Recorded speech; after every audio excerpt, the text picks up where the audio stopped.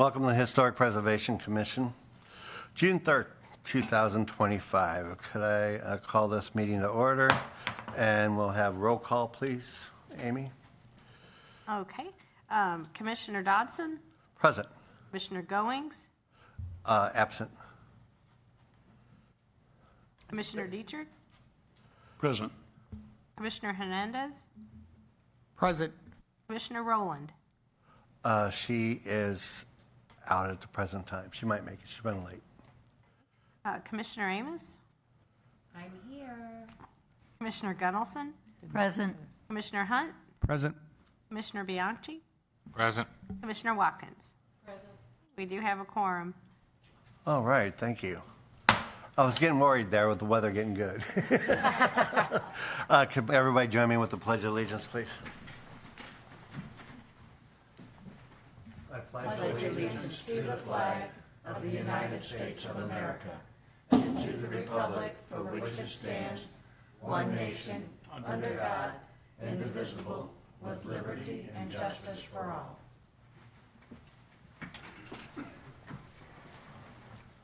Okay. On the agenda, you see the agenda here, but I would like to add on two things. Just that's going to planning and zoning this week, just to give you guys an update of what's happening. So it has to be approved, but just to give you an update. So I'd like to add that on to So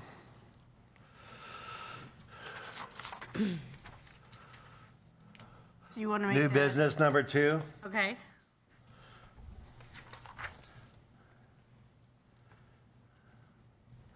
Okay, could I get a motion for that approval?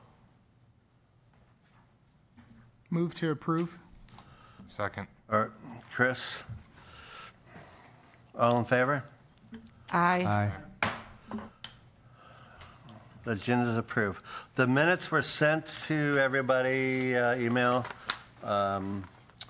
Did everybody have a chance? I need to have those approved also. If everybody looked at them. Motion to approve. Amos. Second, Hunt. All in favor? Aye. Aye. Approved, thank you. And that's, it's a very, before we start it, make sure everybody hits their volume, their button, because we've been having people say that they can't hear us. And so make sure you hit your button when you talk. I appreciate that. Thank you. Okay.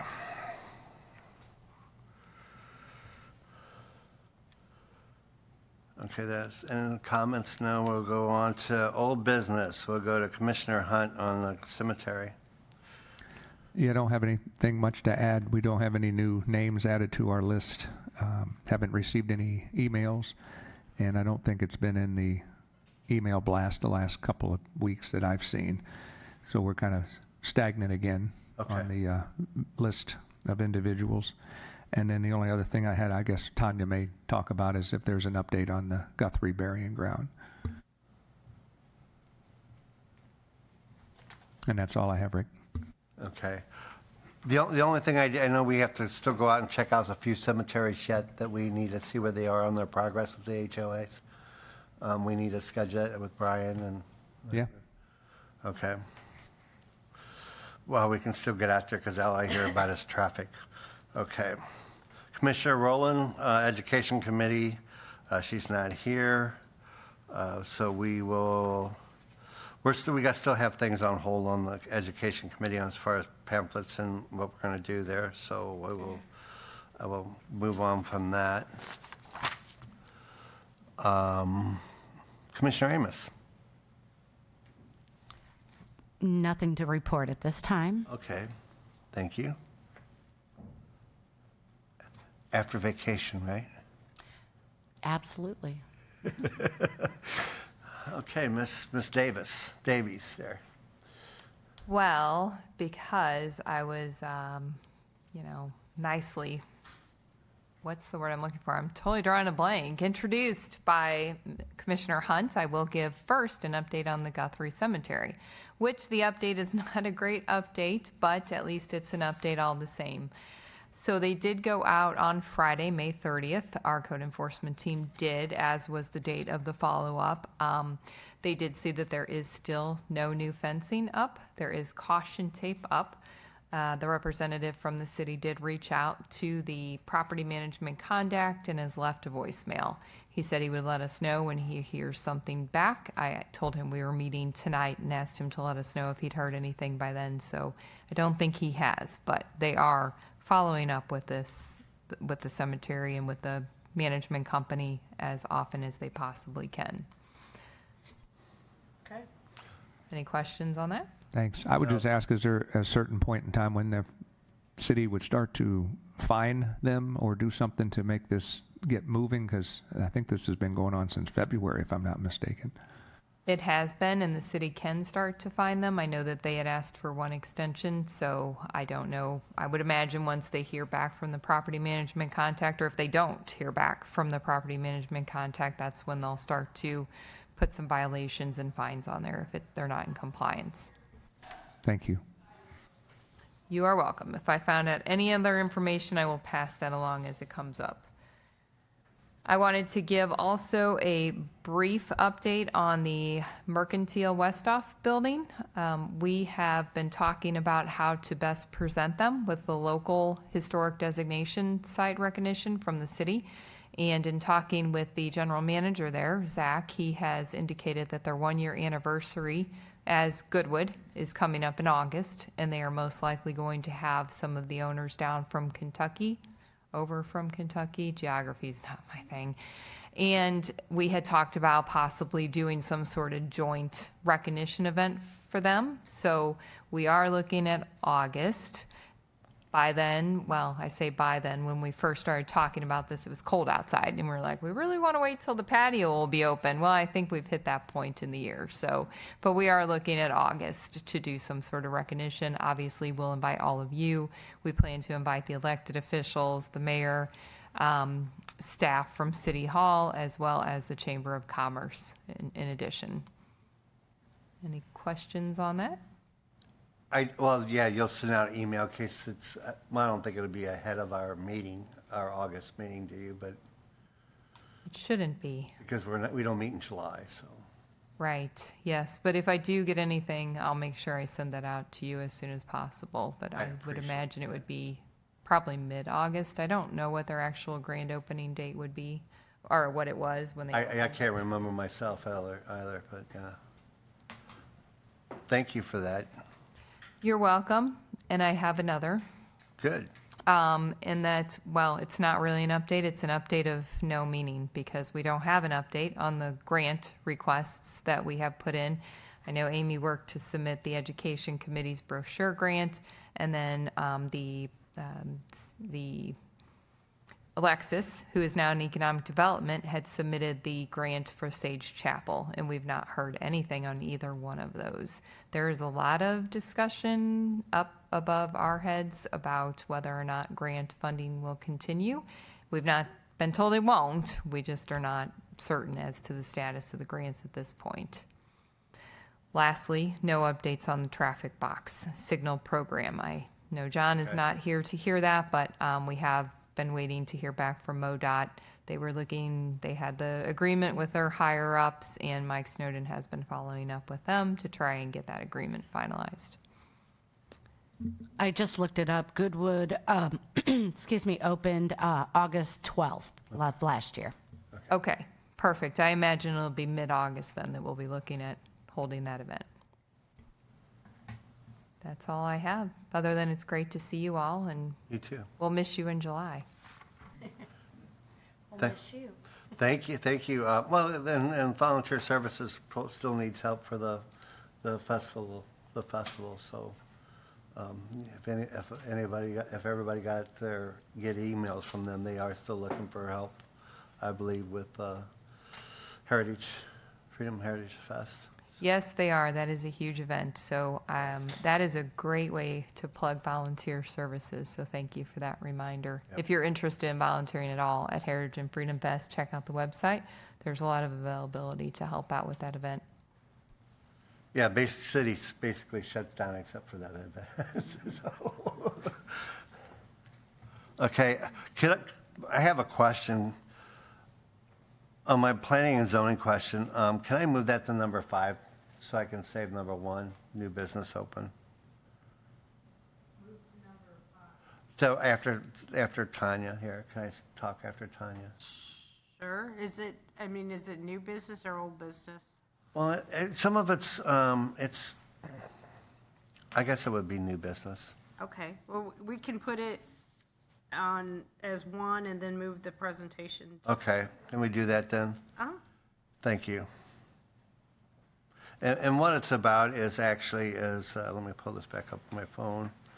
Going before planning and zoning is 311 South Main Street. And all they're trying to do is actually, where the Boatman's Bank is, and the Bank of America is, they want to divide those 2 lots up. And that's all they want to do. But the main key to the watch for that is that, I don't know, Don, it's whoever might know, but also within that building is the original bank, if they make any changes to that. Okay, so it's just to keep an eye out. The original O'Fallon Bank is inside that Bank of America building. I just want to put that out there, and that you start see anything, what's going between planning and zoning, that they're not supposed to tear any of that down, but keep an eye on it. But they want to divide that L property into two lots, I believe. And then the other one is, that's going to be voted on this week. And the other one is on Tom Genever, 811 Tom Genever. It's gone between planning and zoning, and it's the old house up there. They want to put apartments up over there, but they want to preserve the house and make that offices for the hotel. For the apartments. So just to keep that in your mind, if that passes through and you start seeing construction up there, they're not going to tear down that building if you can answer those questions. Okay. I just want everybody to be alert to what's going on, so you don't get all these phone calls or get all these messages and stuff, so you can answer those also. All right. With that, anybody Hey, Rick, questions just a on quick those? question. What's the significance of 11 Tom Genever? Just an old house in town? Yeah, there's a very old Oh, house okay. there, yes, yeah. Gotcha. And it went through before, and I don't think it went through totally, so I guess it's coming back up again. But they want to preserve the house. They're not going to tear the house down. And it's a beautiful house. If you go down there in the middle, there's a nice old house sitting there in the middle. It'll be on the north side, and you'll see it like, oh my God, I don't want that destroyed, but they're not going to destroy it. Okay. Any questions? Okay. That I'm sure they're not going to destroy. Okay, with that, I'm really happy to have Sister Barbara here tonight to give us the story, the history of the Sisters of the Most Precious Blood, Part 1.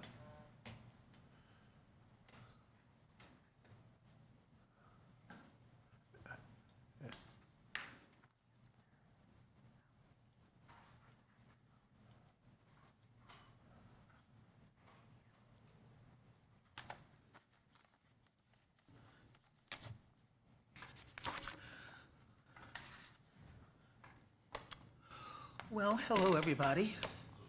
Can you hear me? Yep. I'm happy to be doing this. We're so happy to have you. So you all are going to be watching it on those screens while I watch it on that one. Okay. So the title page, Our Presence in O'Fallon. Our pre-O'Fallon history, briefly. German women founded the congregation in Steinerberg, Switzerland in 1845. Why Switzerland? Germany was hostile to new foundations. The founders were Father Karl Rolfus. I'm supposed to be able to use this pointer. Is the pointer working? Yes. Good, because I can't see where it is. And Mother Teresa. Well, it's obvious who's who.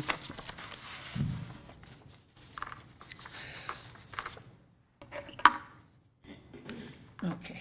We were founded as a contemplative community. We dedicated ourselves to prayer, devotion to the Blessed Sacrament, and simple tasks. But the pastor needed teachers for the parish children. 2 sisters had the necessary credentials and were qualified to take the state exams. So they started teaching the girls in August of 1846. And this was the beginning of our ministry of teaching, a ministry that has lasted in some form our whole existence.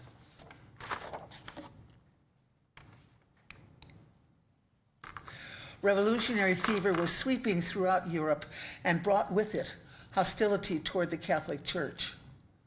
Mother Teresa recognized the coming danger and began preparations for leaving Switzerland. In 1848, the sisters moved to Ottmarsheim in the French Alsace. They were made welcome there, and the community prospered. In 1857, the congregation returned to Germany, to Gertweil in Baden, near the Black Forest. The parish priest in Gertweil wanted sisters to staff his new establishment, creating a home and a school for wayward girls. The community flourished in Gertweil. 10 years later, there was a solidly established community of about 80 sisters, busy with many undertakings: a flourishing church embroidery department, an orphanage, a boarding school, and a teacher preparation school in Gertweil, and 6 schools in the Baden area. Bismarck's laws forced religious congregations into exile. As Chancellor, Otto von Bismarck dominated German politics and fostered the anti-Catholic sentiment which gradually prevailed. Our sisters responded to an invitation by the Bishop of the Alton Diocese to staff a school in Belle Prairie, now called Piopolis, Illinois. In 1870, the sisters emigrated to the United States. 9 sisters left Gertweil on February 2nd, 1870. In Le Havre, France, they boarded the Harmonia for the 14-day voyage and reached New York February 16th. Another 12 days brought them to Belle Prairie on February 28th. They quickly established living quarters and began teaching in the school.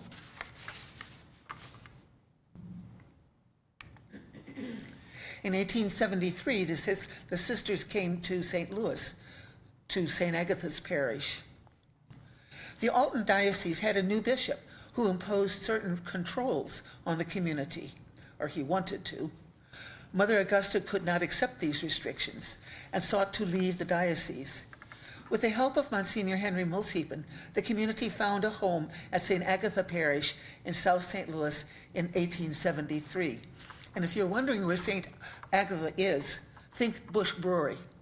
We're next door. Back in those days, Bush didn't have all that territory, so it wasn't exactly next door, but it is now. Mother Augusta, her picture there, she is considered our foundress in the American community.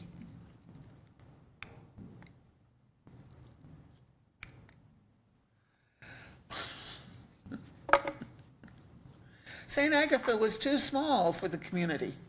It seemed that the convent was bulging at the seams. It was not large enough to house the 32 sisters, and more sisters were coming shortly, so a larger place was needed.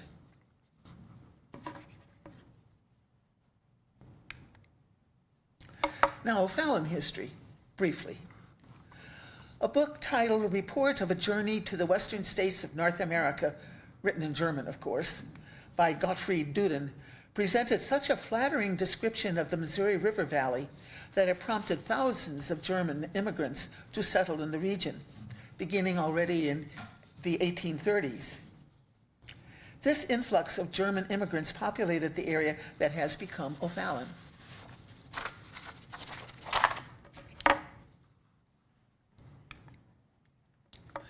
Arnold Krekel bought property in what is now O'Fallon around the year 1855.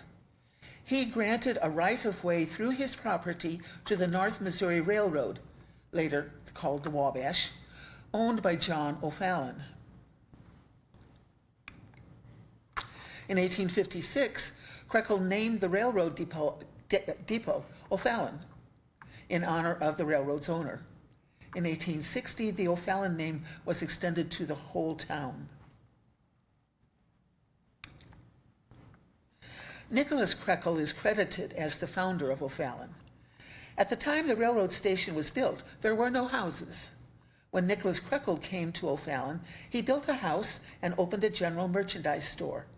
This was the beginning of the town, and Nicholas is credited as his founder. Does anybody have any questions or maybe corrections for you probably all know the O'Fallon history better than I do. No, you're doing good. I'll move on then. I actually do have a question. Of the 30 some odd sisters that were in South St. Louis, how many actually moved up to O'Fallon? Did they all move up, or was it only just a few of them? There were 3 sisters working at St. Agatha. 2 of them have come home to O'Fallon, and the third one is living in St. Agnes apartment so that she can go on with the ministry that they were doing.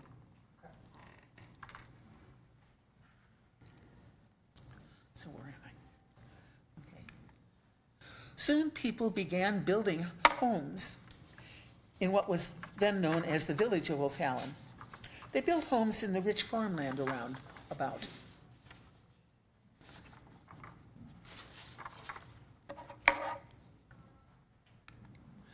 As yet, O'Fallon had no Catholic church or school. Many of the German immigrants were Catholic. Because there was no school or church yet, families had to travel to All Saints in St. Peter's for Mass. The school was just too far. The families had a meeting to consider the possibility of a Catholic school being started in their town. By the end of the meeting, the attendees had pledged $2,500. An anonymous donor had promised 165,000 bricks, and Judge Arnold Krekel gave 4 acres of land.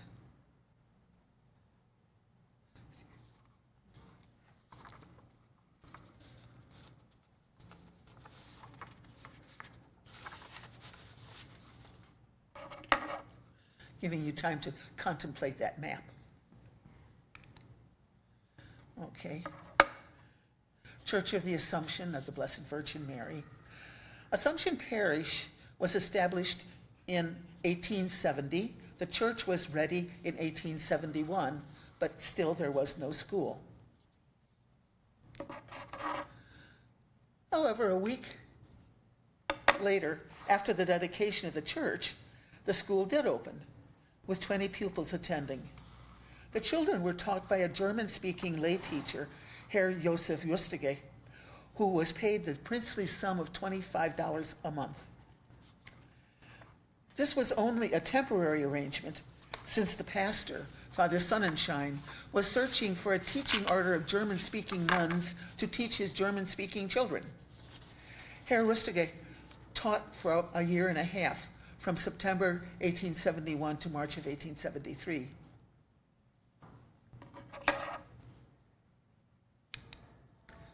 The sisters come to staff the school. Father Sonnenschein found his German-speaking nuns in the Precious Blood Sisters, then living at St. Agatha in St. Louis. In 1873, Sister Camilla and Sister Blanche came to teach and immediately organized the school according to traditional Catholic standards. A word about Sister Camilla. Sister Blanche came over in the second group that came from Europe. Sister Camilla came over in the 4th group. And it looks like she had barely arrived. The 4th group arrived in St. Louis in 1873, in September of 1873. It looks like Camilla was immediately sent to O'Fallon along with Sister Blanche.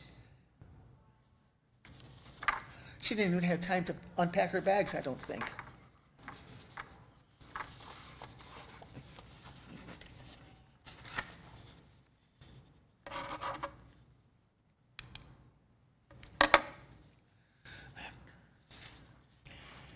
Nicholas Krekel, the town's founder, married Wilhelmina Moritz in 1857, and they raised 10 children. The fourth child was Sophie, born in 1864.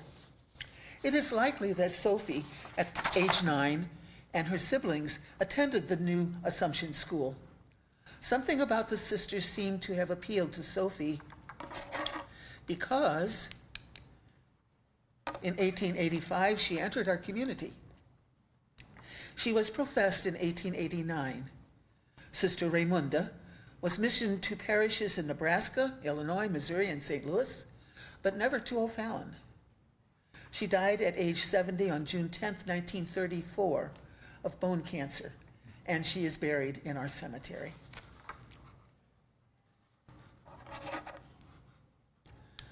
Meanwhile, back in St. Louis, at St. Agatha, there was no room for expansion, as you can see on this composite map from Compton and Dry's pictorial St. Louis. It was clear that a site for a mother house needed to be found, almost desperately.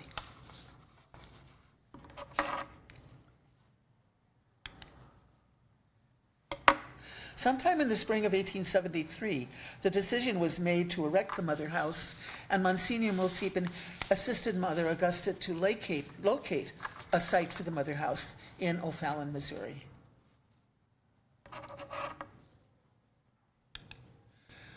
Our first residence, a log house.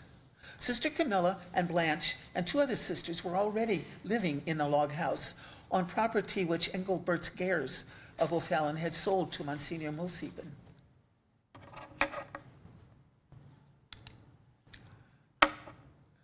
Mother house construction began in spring of 1874. The 2 unnamed sisters helped prepare the ground, which had to be cleared and leveled since the area had originally been used as a brickyard. Then they supervised the construction, overseeing the work and cultivating a little garden.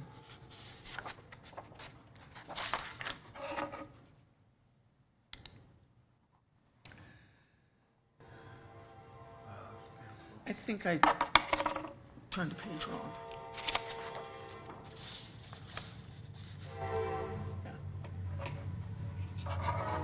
Construction was finished by June of 1875. This is a view from the west, that is, from Main Street. The original building consisted of the chapel and sacristy and rooms serving various purposes.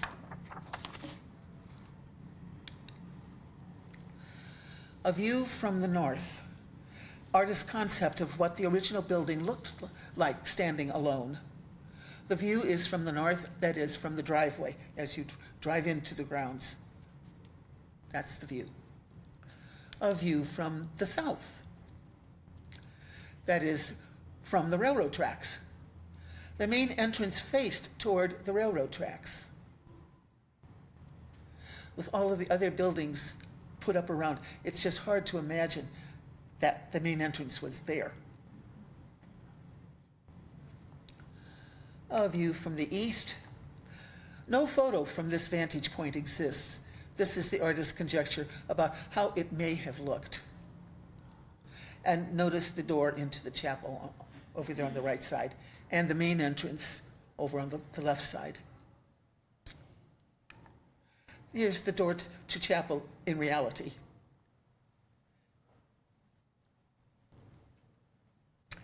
And inside, exterior and interior.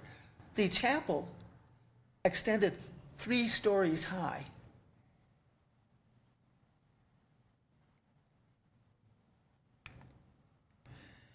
The Gertweil altar was brought from Gertweil with the 3rd group of sisters who came to the United States. When our present St. Joseph Chapel was built in 1925, this altar was placed in a side chapel where it remains to this day.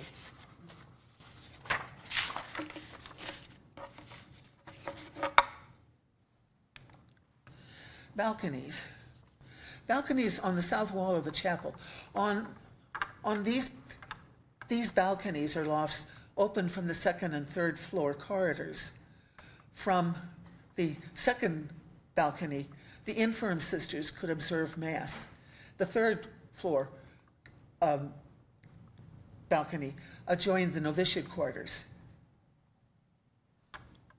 So the sisters could come out on the balcony and look down into the chapel.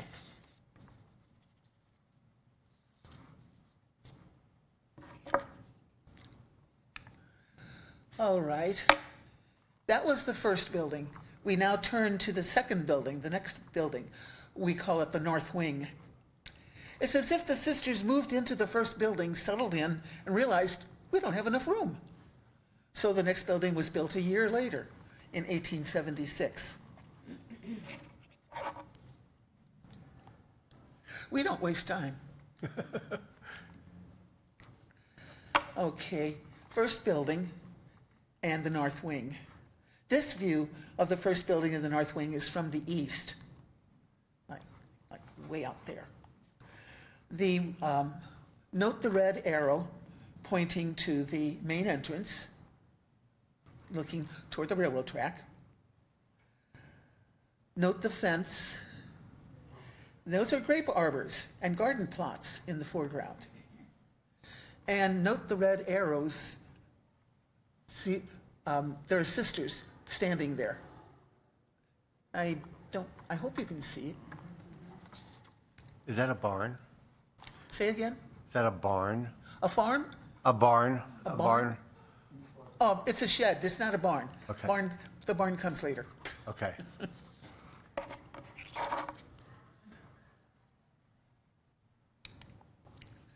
Okay, there was room for the church embroidery rooms. The North Wing had room for these, an occupation begun in Gertfile. The church embroidery department, or as it came to be known as the ecclesiastical art department, made vestments and altar furnishings by hand. The occupation was immensely successful in Gertfile and continued to be so in America. The flower and leaf are examples of what the sister is stitching on the tambour frame. Tambourine stitching required a high level of skill. The mitre, or bishop's hat, is the only artifact we have from Gertfile.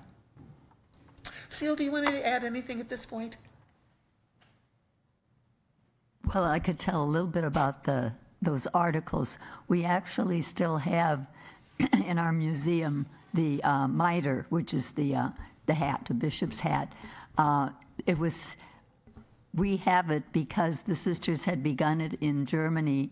The bishop for whom it was going to be made died, and so they brought this unfinished mitre with them to the United States. And it was never finished until more recently. I think one of the sisters put a lining into it. But we still have it, which is precious to us because it's such an early piece, and it's in our heritage display at this time.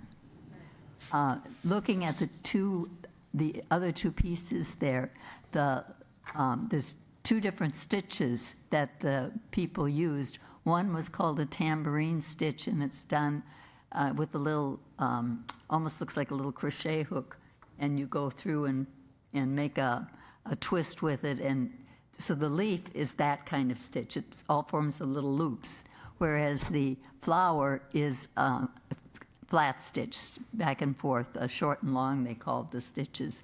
And they would use different colors of thread and weave them, so to speak, weave them in between each other. Took a lot of skill to do that. And the story is told that the sisters would go out and observe the flowers, even bring some flowers in, so that they had models for their work. Thanks, Phil. A boarding school for girls. In September of 1878, a boarding school for girls was opened at the Mother House. One of the first students was a 17-year-old girl named Anna Vogelpohl. 42 years later, she would be elected Superior General. As Mother Wilhelmine, she held that position for 18 years. In 1882, the boarding school was transferred to St. Louis under the title St. Elizabeth Institute, later called St. Elizabeth Academy. The academy closed in 2013. So a school for girls, a school for teachers. In December of 1878, a normal school for teachers opened. This was the beginning of our St. Mary's College. At first, it was only for the sisters. In the early 1960s, the college admitted laywomen. In 1964, the college admitted men, thus becoming the first coeducational college in St. Charles County. Lindenwood was all girls. The college closed in 1988.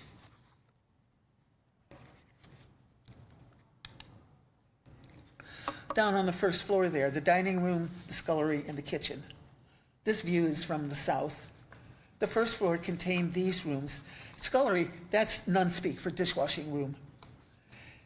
Later, the dining room was enlarged to accommodate the increasing number of postulants and novices.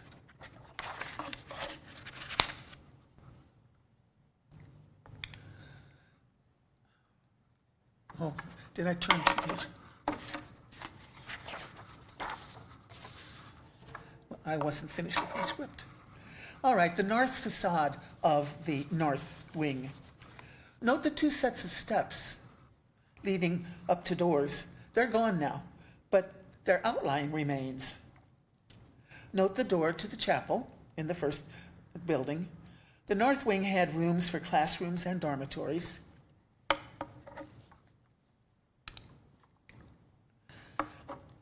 The cemetery. In 1876, the first part of the cemetery was laid out and surrounded by a picket fence. A 4-foot wooden cross marked each grave. A large wooden crucifix stood on a mound behind the priests' graves. Around 1890, the cemetery was enlarged. The fence was moved farther north, adding additional room for graves. And one final building, the rectory. Yes, built in 1880. It is still used now as apartments, part of the Villa Teresa apartment complex.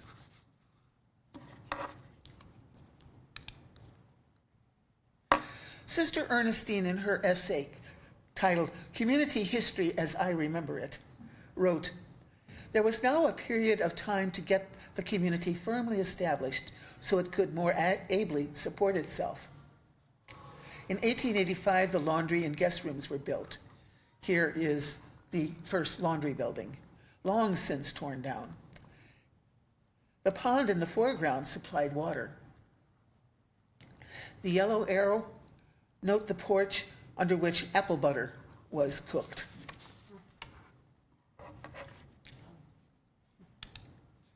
Here's your barn, the silo and barn. The chicken house in 1880, an ice house, was also built in 1888, and there were lots of chickens." Did you say ice house? Say again? Did you say an ice house? I said ice house, yes. Mhm. And bit by bit, food could be provided off the land. Farm equipment was secured to raise crops. A large orchard and vegetable garden were laid out. I regret the quality of the photograph, but that's what I had to work with. And with milk, butter, eggs, vegetables, and occasionally meat provided by the slaughtering of a heifer or several hogs and chickens. These are some old photos that I just love, with the chicken and I think the horses coming up. Things seemed to be going fairly well, Sister Ernestine said, and God's hand seemed very present to the community. In 1886, water, light, and heating systems were installed in the mother house. Perhaps the last significant event of the 19th century to occur was this. In 1897, the round fluted sunflower bonnet was changed. Because laundering it was a time-consuming task. It took an expert ironer 3/4 of an hour to flute the frill with small metal sticks heated on a tiny oil stove. And inhaling the oil was not pleasant. The new bonnet was rather box-like. It was straight across the top, was bent at a 90-degree angle along the side of the face. A frill which was fluted with a fluting iron was fastened around the bonnet. And actually, that brings us to the end of the 19th century and the end of the PowerPoint. We will resume in the next meeting with the 20th century. Thank you. Thank you, Sister Barbara.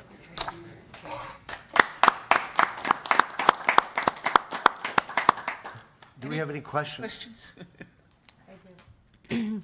Why do you call the dishwashing scullery? Well, that's the name for it, scullery. It's the dishwashing room. As I say, none speak. I don't know who else uses the term. There's no particular reason. No, that's just what we grew up with. That's what it was called. Okay. Monasteries have sculleries and dormitories and, you know. Interesting. I have a question, Sister. Were you a novice here Oh, yes. at this property?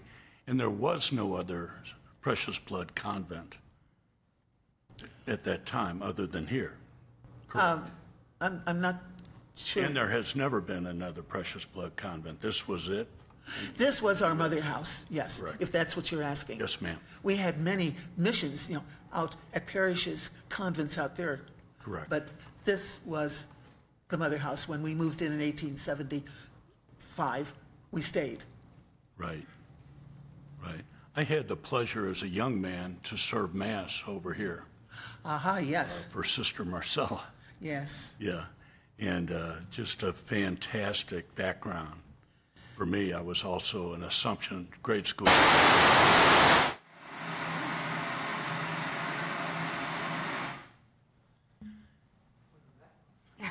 And just had a lovely experience with the sisters. Really, it's part of my background.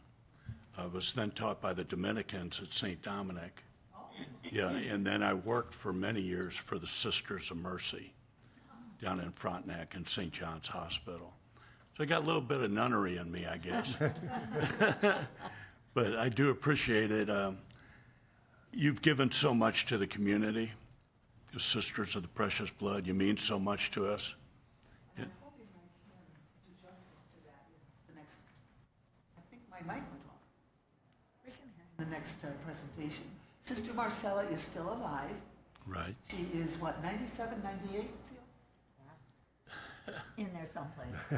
She and two others who are the same age are the oldest living members of the community right now. Right. I spoke to her probably 6 months ago, and she recognized me the moment I walked into the chapel.